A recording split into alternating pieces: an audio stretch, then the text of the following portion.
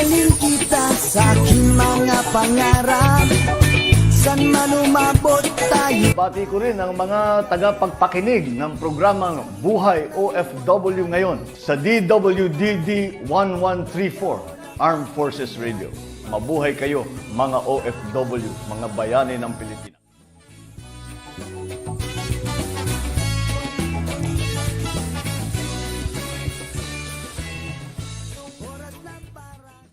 Okay, magandang buhay, Luzon, Visayas, Mindanao. Narito naman po tayo sa programang Buhay OFW ngayon, Bantay at Kasangga. At syempre, ito po ang segment ng puso, pera at kalaparan tuloy, kapalaran. Okay, at bago ang lahat, babatiin ko muna ang ating mga followers and viewers. Kami po yung inyong papakinggan sa DWDD, Armed Forces Radio, ang boses ng Kawal Pilipino. Ito po si Terry Alpa at tayo po yung magkakasama-sama. At bago po lahat, batiin natin ang ating mga bantay at kasangga ng OFW chapter.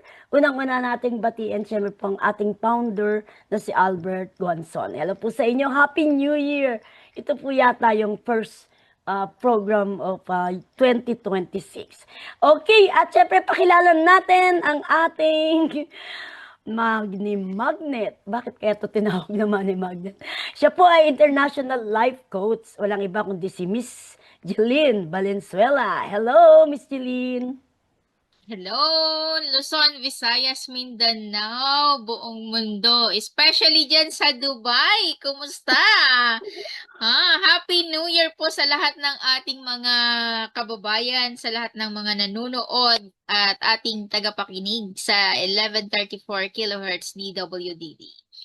Ayan. Okay, at ngayong araw na ito, maganda po ang ating tatalakayin na alam niyo naman si Miss Money Magnet, Miss Jeline, pag meron tong gustong topic, talagang dapat po ay papanoorin ninyo. Ano ba ito, Miss Jeline, ang ating tatalakayin ngayon?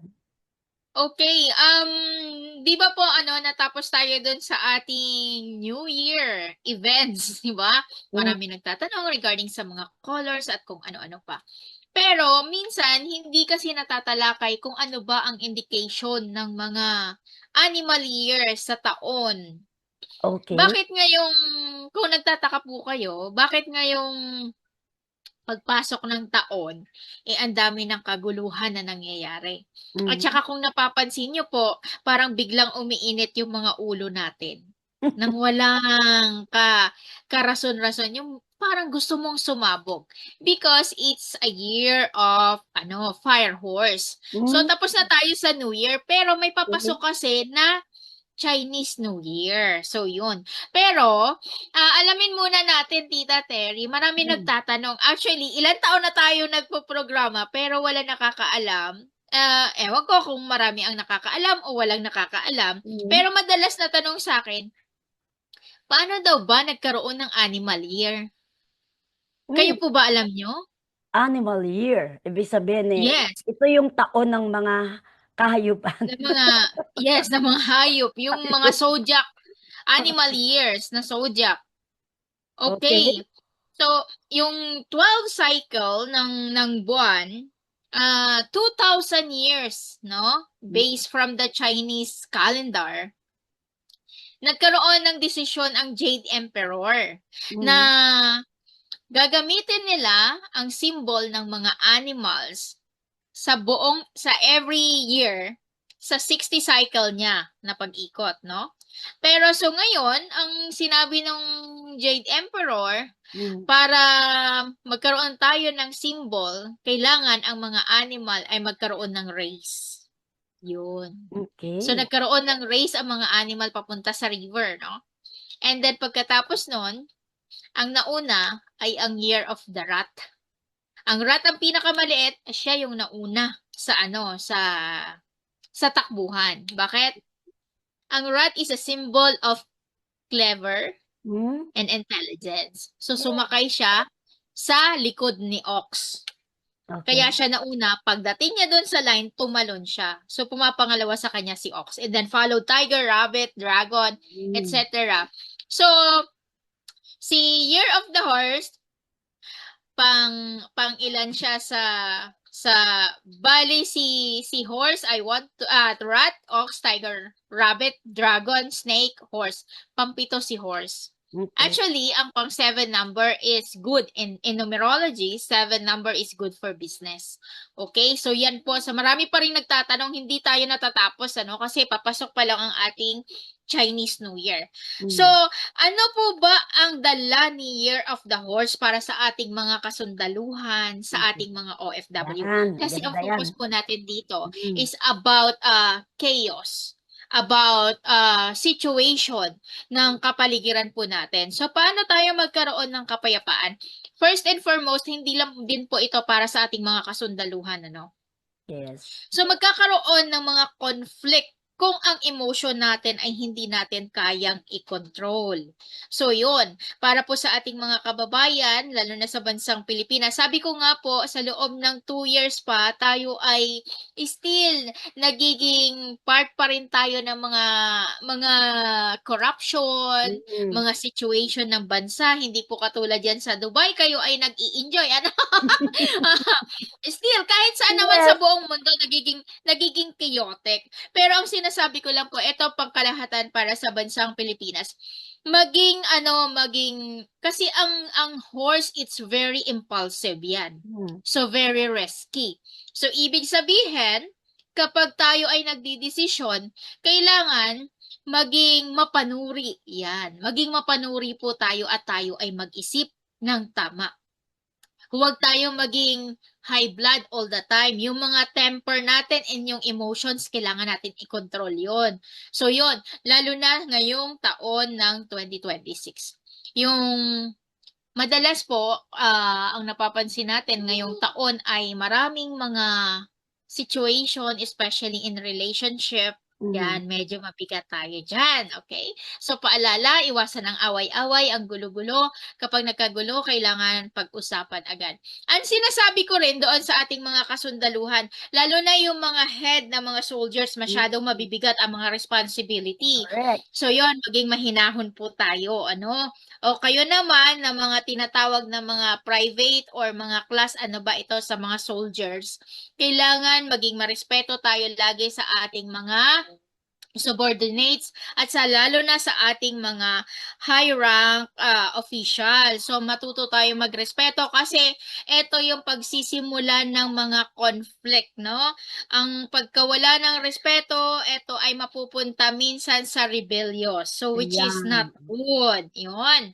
And ito rin, marami sa panahon ngayon, siguro merong mga imposition ng mga curfew, yan, papasok yan, kasi dahil nga sa mga nangyayari sa ating kapaligiran. So, sa mga curfew, of course, men in uniform ang nakaabang dyan, nakasalali ang ating mga barangay, mga ganon. So, kumbaga, pag ginawa natin ito, kailangan maging mahinahon pa rin tayo. Halimbawa, may mga kabataan tayong na mga nagkakasala, maging mahaba ang ating mga pasensya sa kanila.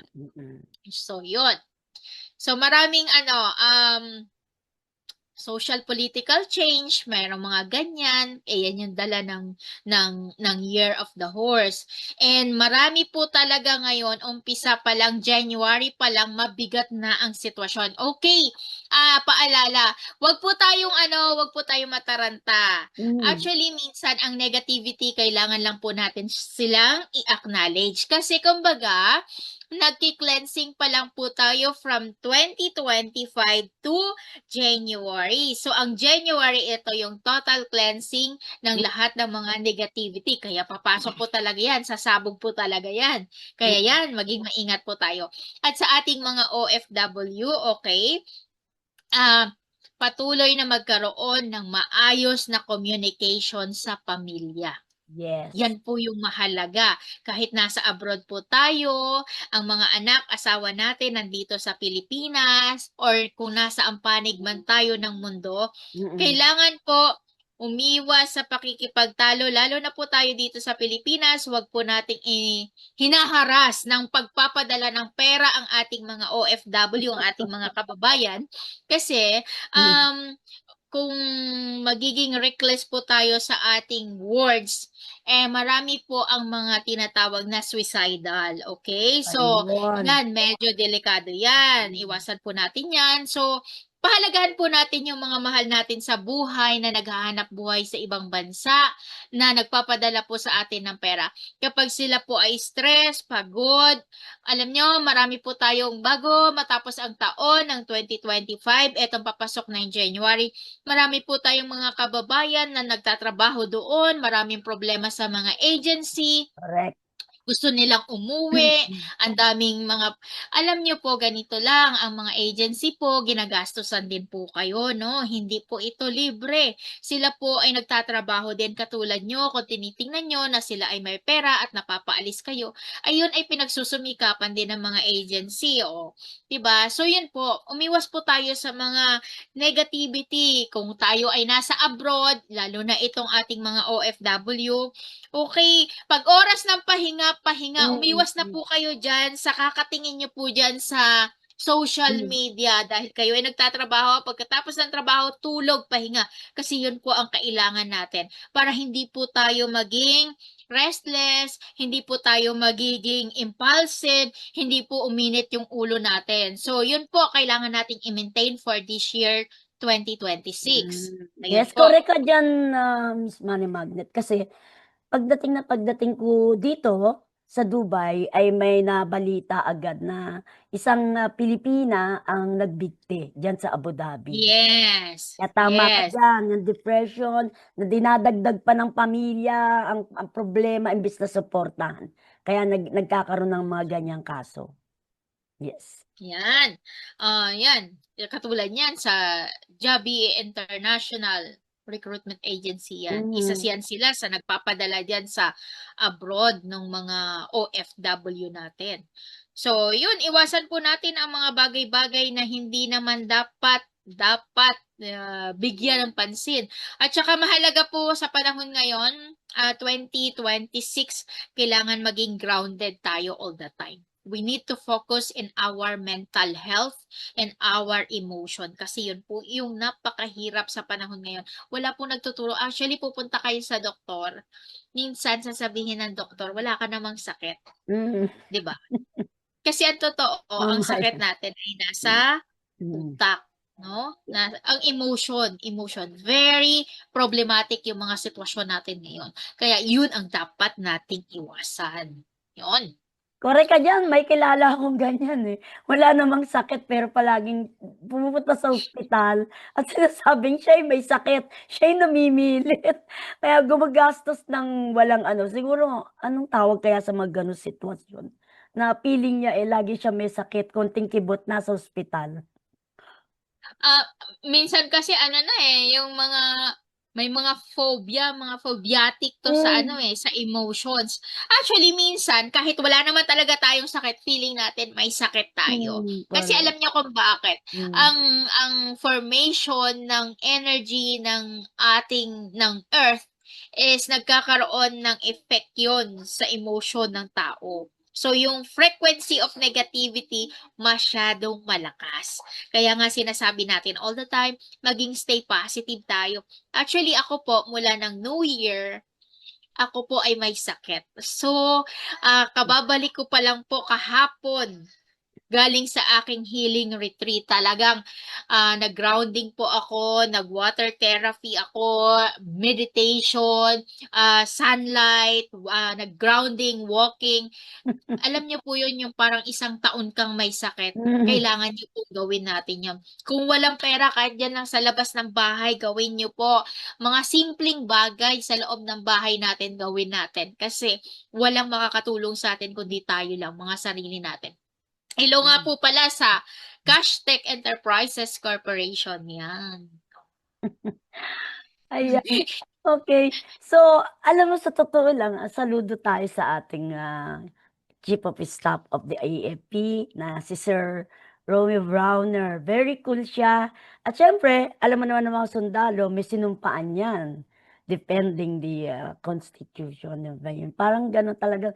Yung sinumpaan nila, yung pagtanggol ang ating bansa sa anumang mga karahasan o ano pa man. Kaya naka-stick sila dyan. Hindi sila pwedeng sulsulan o ano man yung sabihan na magganito, mag-aklas o ano dahil sa mga nangyayari.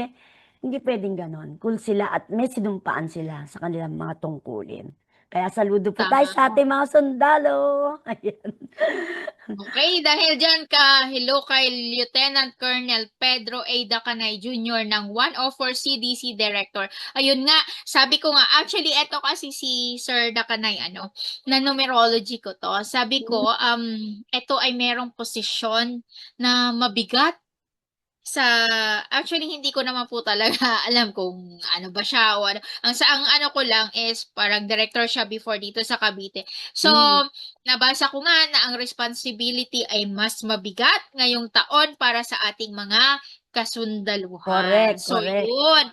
Lalo na ngayon, meron ng mga makakaliwa na Mm, mga nagsisibabaan. So yun, medyo mabigat talaga ang responsibility ng bawat kasundaluhan, lalo na yung mga bago nating neophytes na mga soldier. Kayo po talaga yung masasabak sa unang bakbakan ng responsibility pagdating sa field. So yun, kaya maging maingat po tayo, manalangin, ayun. Huwag padalos-dalos ha, huwag sugod ng sugod. Hindi dahil bagong sundalo ka. Gusto ko yun, gera, yun, excited ka sa gera. Hindi natin alam kung yung excitement mo sa isang hakbang mo, 'di ba? Yun na yung huling hakbang mo. So, yun. yes. Umiwas po tayo. Naway lagi po tayong gabayan ng taas na maging maayos ang ating pakikidigma sa araw-araw na pamumuhay, lalo na sa ating mga kasundaluhan. Correct. At kung mga itong panahon natin ngayon, maraming mga sulsol na inaano, talagang kinukumbinsi dahil sa nangyayari na mga Yes. korupsyon na napakatindi talaga kung tutuusin. Pero matatag pa rin po ang ating AFP at naniniwala pa rin po sa pinakapinuno ng ating bansa na mayroong magiging magandang resulta. Kasi kung tatanungin naman din ng ibang tao, ako, kung hindi sa kanya, hindi ma-expose 'to. Sa kanyang term na-expose, pero kung ito po ay sa ibang presidente, puwede 'tong hindi expose, puwedeng itago 'yan dahil ikaw yung pinakapinuno ng bansa. Kaya may saludo rin po tayo dahil sa kanyang ginawang pag-e-expose. Ngayon, ang hinihintay na lang po ng ating mga kabayan yung resulta. Na unang-una naman po meron na pong mga nagbabalik ng mga trillion, billions talaga binabalik na at meron na rin pong nakulong yung siya yung pinaka na pinanggalingan, eh, 'no, yung mag-asawa na bumili lang ng payong, eh. Yun po, meron na rin po. Ang ating pong kababayan ang hinihintay yung pulitiko ang mabigyan ng sentensya. Pero sabi nga may due process, hindi puwedeng basta mo na lang siya kukulong nang hindi talaga nagpapakita ng mga ebidensya na siya ay talagang guilty. Meron pong due process. Madaling sabihin, kulong natin yan, kailangan may makulong na si ganyan, si gano'n, si congressman o si congressman diyan. Eh, madali po, pero hindi po puwede dahil meron po tayong due process. Due Yun ang process. antayin niyo. Opo. Regarding po kasi diyan sa ano 'no, yung sa pamunuan ng gobyerno.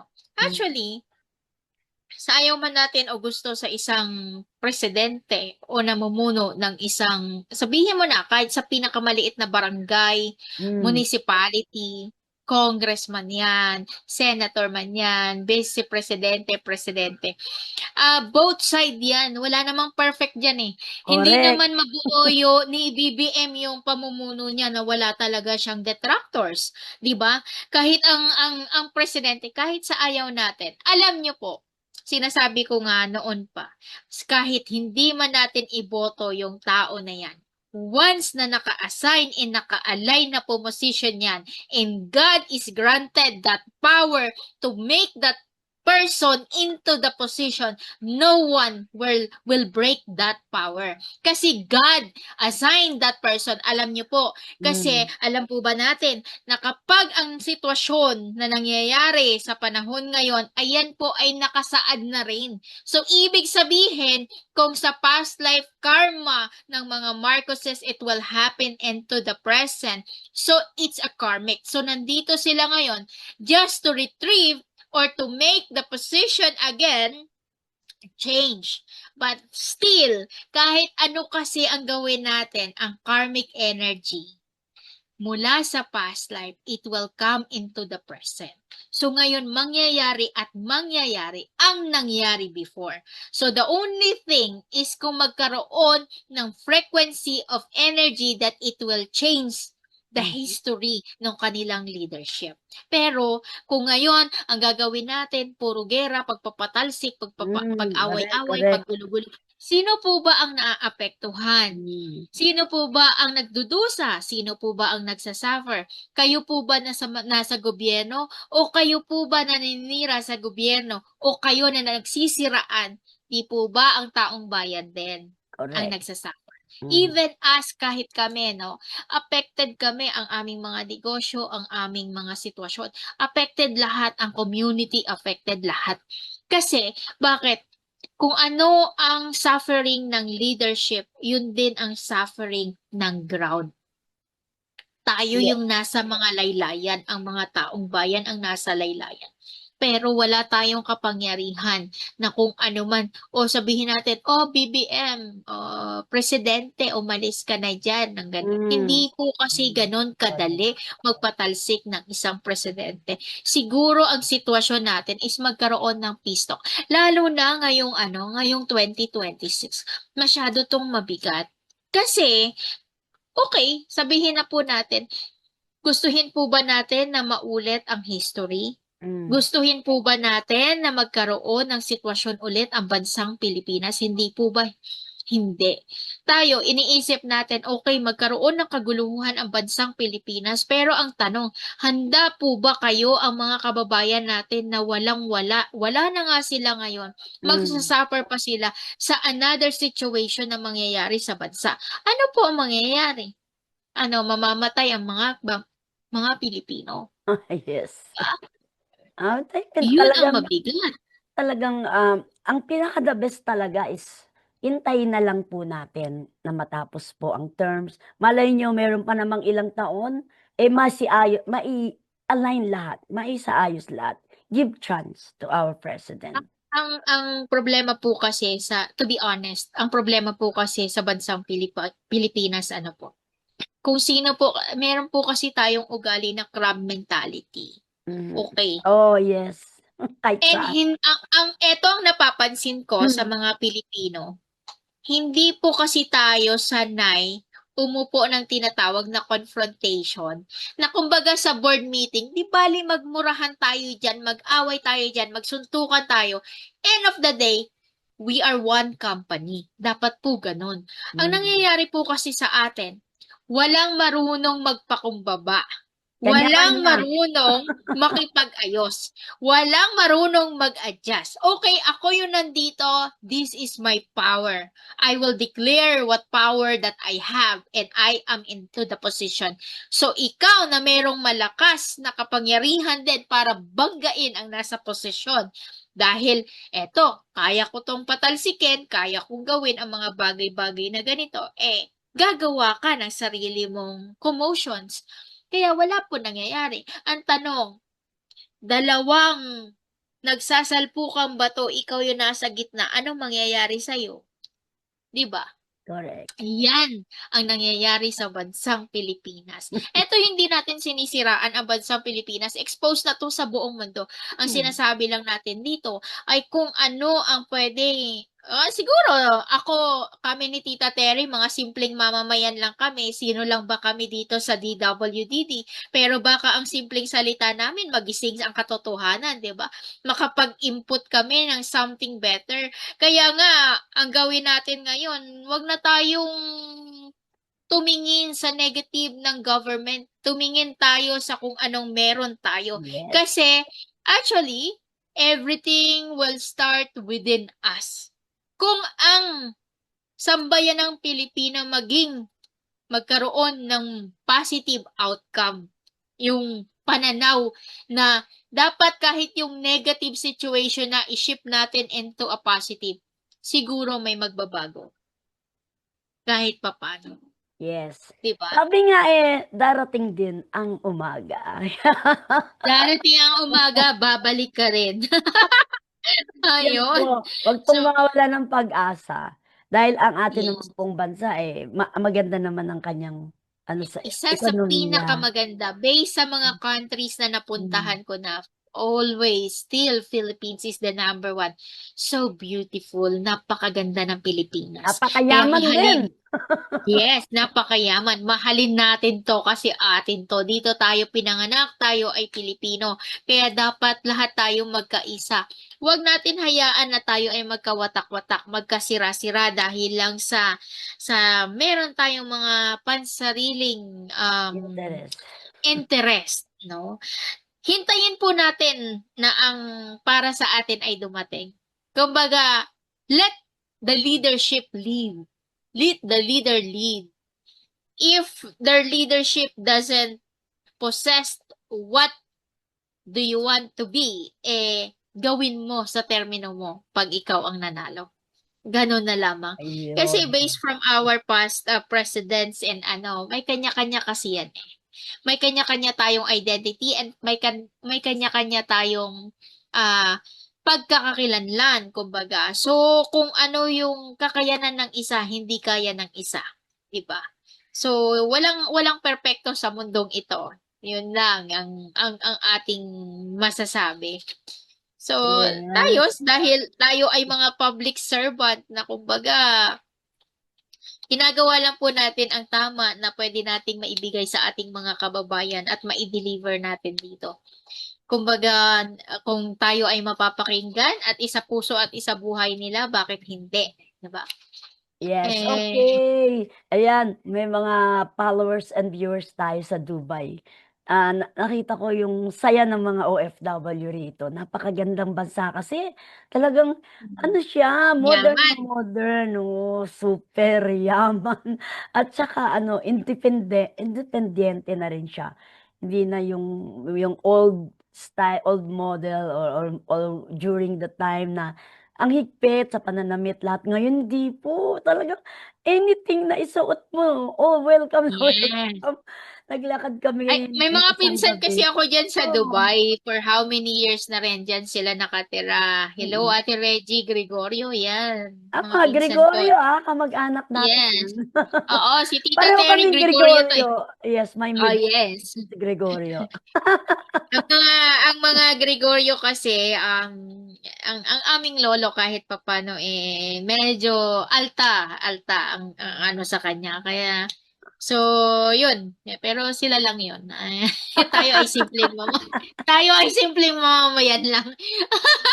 Sila lang yun. Tayo ay simpleng Pala mamamayan 'no, lang. Yun. kamag-anak ko 'to si Miss Jeline. Opo. Purong Gregorio ang mother ko.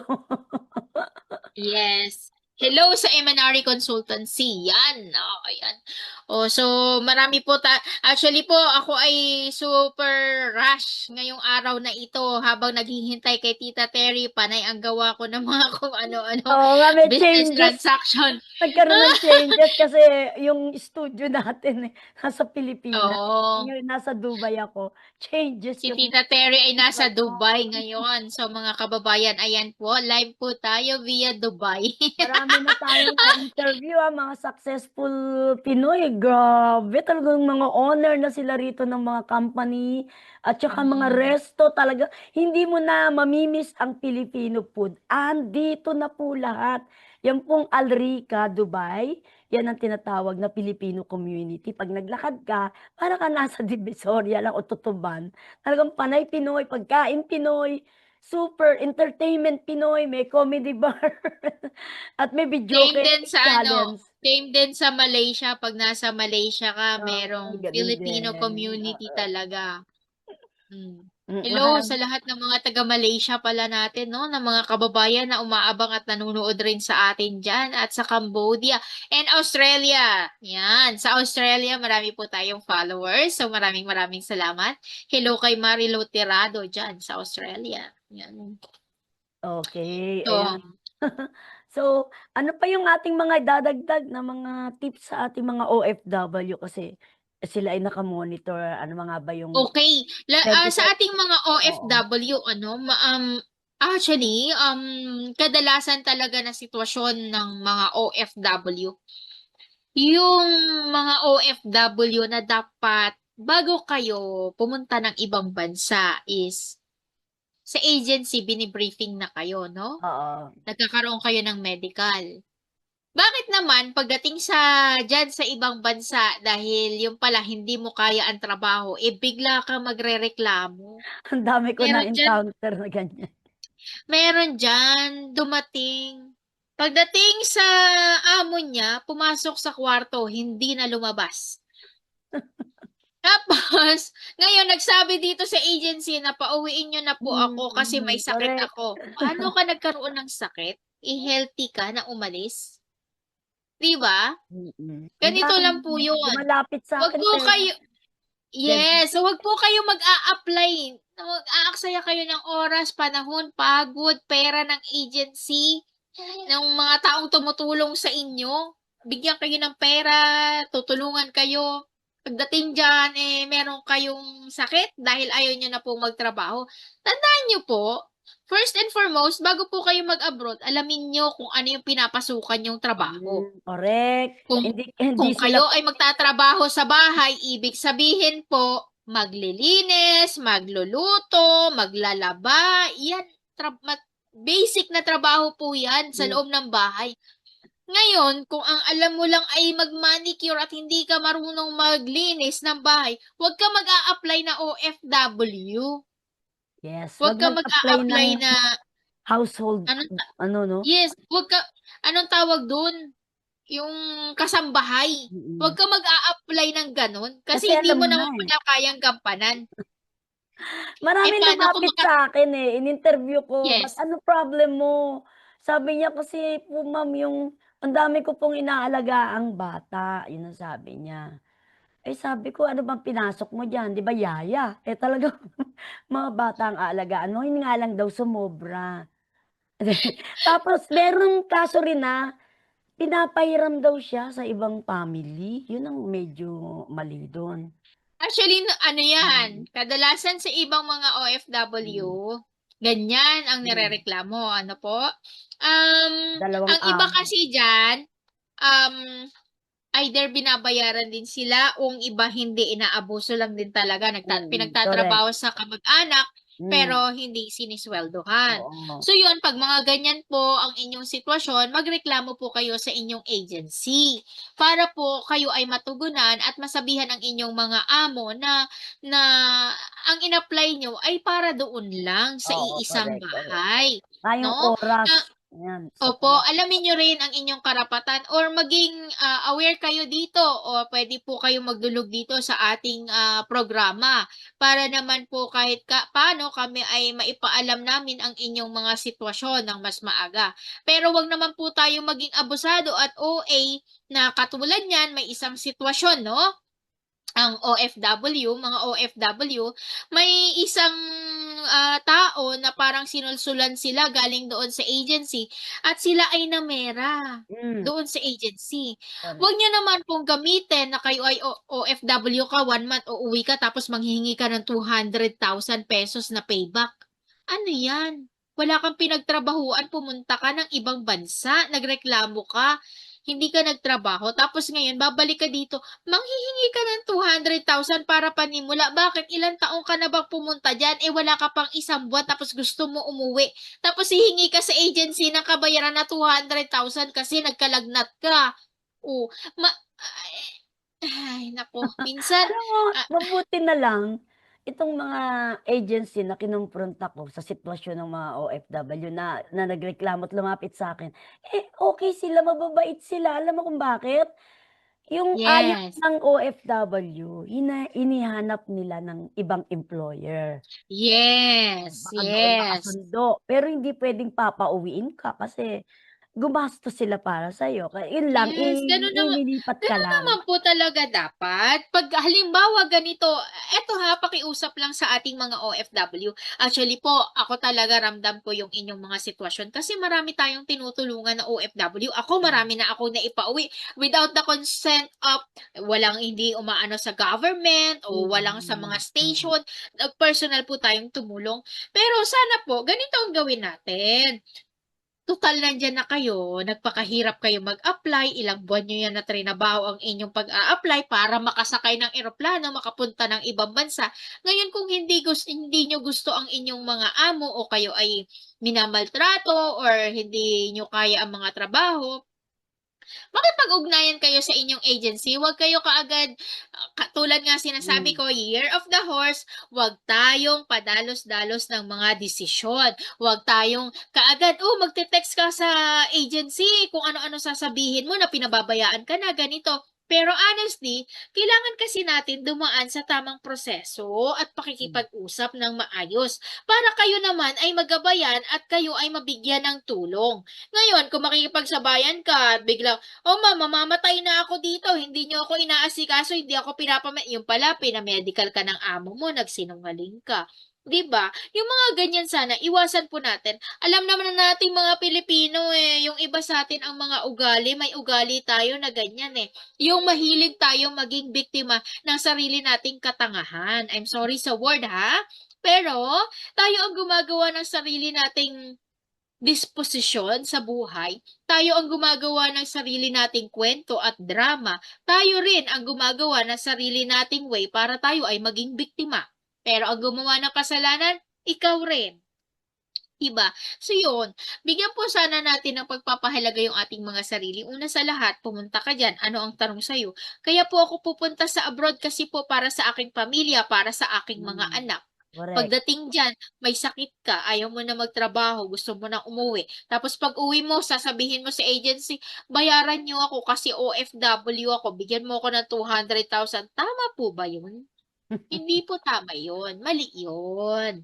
Yan ha, paalala po yan sa Kaya ating nga mga minsan, hindi mo na rin sila papakinggan sa side nila kasi alam naman natin na kaya lang totoo sila po. gumagawa ng ganyan, gusto makauwi kasi nga na-homesick, nagbago yung environment, lalayo sa pamilya. Kaya yun nagre-reason na hirap. Kesyo yung isa ngang na-interview ko, hindi daw siya pinapakain ng maayos kaya daw ang kinakain niya yung baby milk ng kanyang alaga. Isipin mo yung baby milk na lang daw yan naman, pinaimbestigahan din kung talaga ngang gano'n. Alam mo Mm. reason pa rin para makaalis. Yes. Welcome back, medyo tayo ay lumipad. Okey, yes, tuloy natin yung ating tinatalakay, meron pa tayong ilang minuto para tayo po yung magpaalam. Go ahead. Yes. Hindi kita ba't parang naka-off ang mic mo? On mo mic mo. Yung mic mo naka-off, on mo. Ayan, Yun, ayun.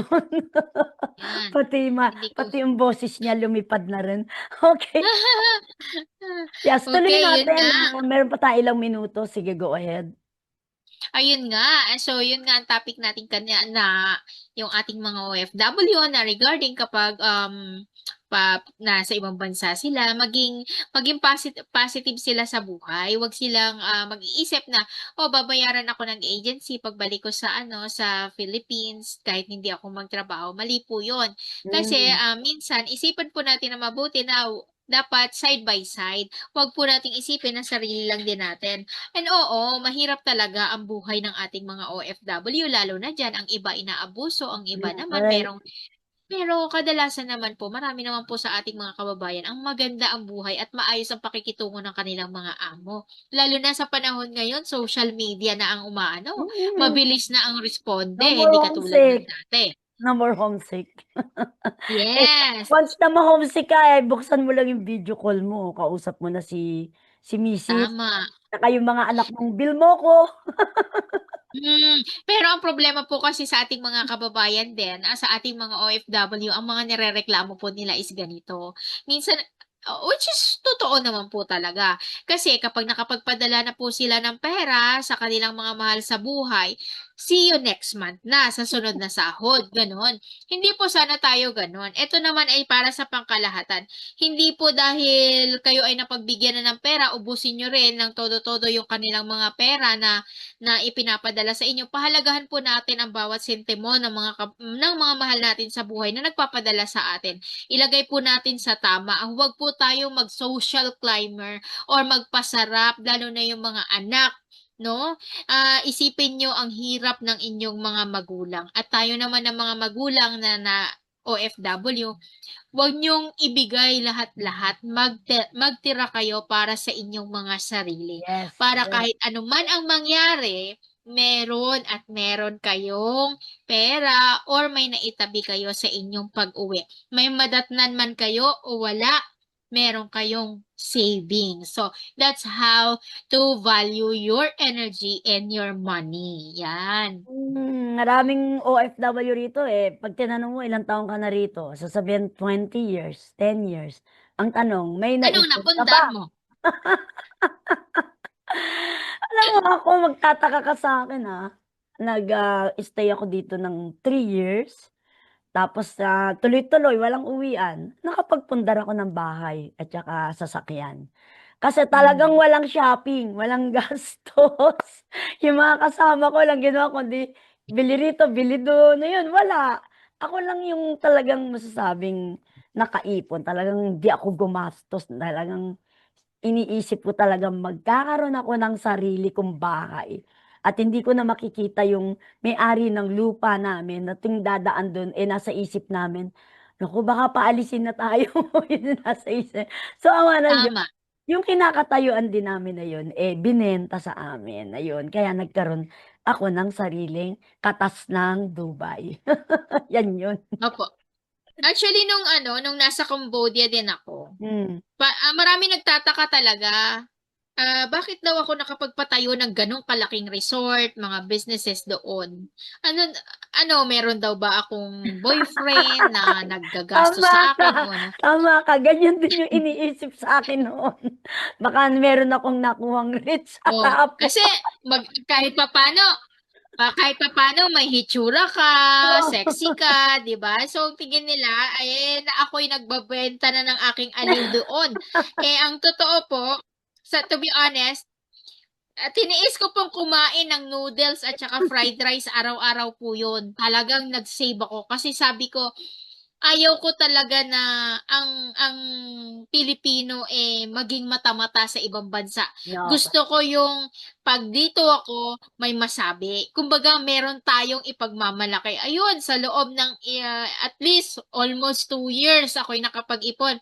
Yung paano ko nag-umpisa, diskarte, utak po yung ginamit ko, connection. Kinaibigan ko lahat ang dapat mga supplier para sa akin, consignment, paano. Ang mga upuan ko sa restaurant, pinanghiram ko muna. Tapos, saka ako bumili ng isang upuan, isang set ng ganito, hanggang nabuo ko po yun unti-unti. Mga baso, unti-unti po yung pagninegosyo ko hanggang napalago ko po siya. So, ganun po yun. O di Hindi po ba? tayo, alam mo, simple ang paghahanap buhay. Simple ang paghahanap buhay kung tayo ay marunong lang. Sinasabi ko nga sa inyo, yung tinatawag natin na money jar, umpisahan nyo na yung paglalagay Yes. ng pera sa jar. Dahil ngayon ay January, totoo lang, kahit sabihin mo hirap ka, laging may dumarating, kumbaga, merong tulong na darating. Yung kapag kailangan mo bukas o within this week, within this month, kahit papano, magaan ang pasok. So yan po, yung simpleng ganun lang. Kasi alam niyo po kung bakit. Ang mga simpleng mamamayan o sinasabi nga ng mga videos sa mga mayayaman at mahihirap. Ang mga anak mayayaman ay tinuturuan nila magkaroon ng paano sila tinitraining. Lalo na itong mga anak ng ating mga OFW, i-training niyo po sila na kapag halimbawa may nagawa silang mabuti, i-reward niyo sila. Yun, i-reward nyo sila habang nasa ibang bansa kayo at yung reward na yun ay kailangan nila pagtrabahuan. Pero sa pagtatrabaho na yon, maglalagay sila ng, halimbawa, may account sila. Ito, ang isang jar na ito, itong jar na ito ay, itong week na ito, ilalagay mo sa law of giving. Itong jar na ito, para sa iyong expenses na gusto mong bilhin. So, ganon. Para ang ating mga anak ay maging responsible. So, yun. Parang ang baby ko, 1 year old pa lang. So, may sarili na siyang, money magnet, jars or mga lagayan. So, kami na yung nangungutang sa kanya actually. Hindi, parang Baliktad. Baliktad. Pag kailangan namin ng cash, yung ano sa anak namin, uutangin namin. Di ba? Yung gano'n. So, Tsaka habang ano din, maaga pa, ang yun. din ng pakiramdam na pinaghirapan mo talaga kung ano yung meron ka ngayon. Sa Yes. malinis na Yes. paraan. Kasi Yes.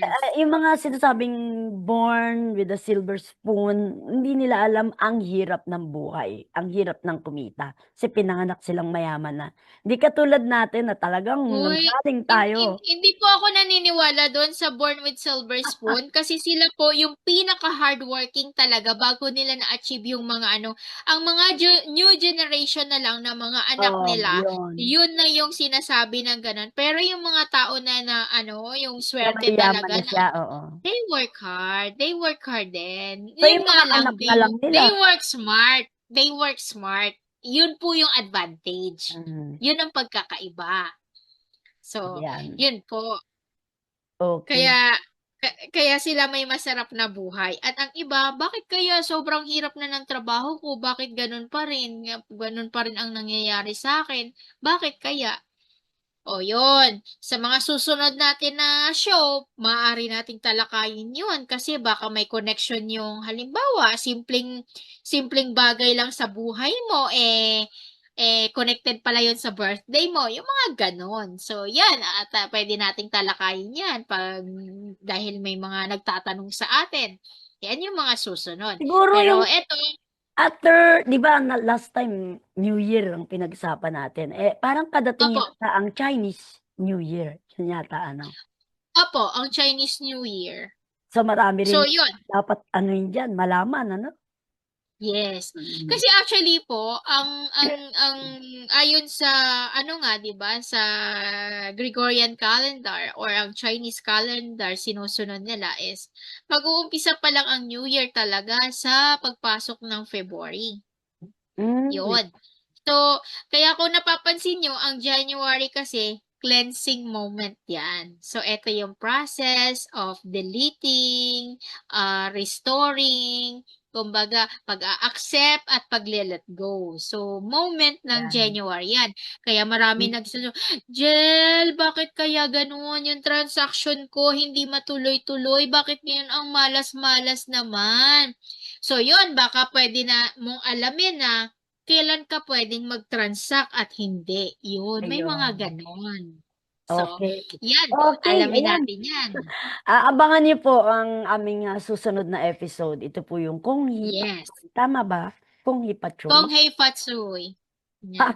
Kung Hei Kaya, Paksay. Kung Hipa Choy, Pengi Tikoy. Tama. Okay. Siguro, ito na yung pansamantala nating pagpapaalam. Mauna ka na, partner. Okay, maraming salamat nga pala. Okay, hello nga dyan sa ano, sa aking mga kaibigan sa Australia. And of course, abangan niyo po ako sa ibang panig ng Pilipinas kasi soon magta-travel ako for the Feng Shui Numerology Wow. and open po ako sa mga bookings of course, local and international. So maraming salamat sa ating latest client from North Carolina. So medyo international na yung mga inaano natin, mga kliyente natin and thank you so much for appreciating. Anyway, maraming salamat Luzon, Visayas, Mindanao sa inyong pakikinig at pag-aabang sa aming programang Buhay OFW and of course kay Tita Terry Alpha at sa aming mga tech dyan dito sa Philippines. Akala ko nasa ibang bansa din. Sorry. Okay. So, yun nga, ang padala ay parating na. So, yun. Maraming salamat. Okay. Happy Chinese New Year. Thank Yes. you. Okay, thank you, partner. See you again, ano? Okay, maraming See salamat you. po sa ating mga followers and viewers, sa mga sumubaybay po sa ating programa. Sana po marami kayong natutunan sa aming tinalakay sa araw na ito. At tayo po'y muling magbabalik. Sabi nga, babalik ka rin. Pansamantala po tayo magpapaalam. Ito po si Terry Alpa para sa programang Buhay OFW ngayon. Pantay at sa kasangga, puso, kapalaran, at kaperahan. At iba pa. Thank you so much. Goodbye po. Good luck and God bless.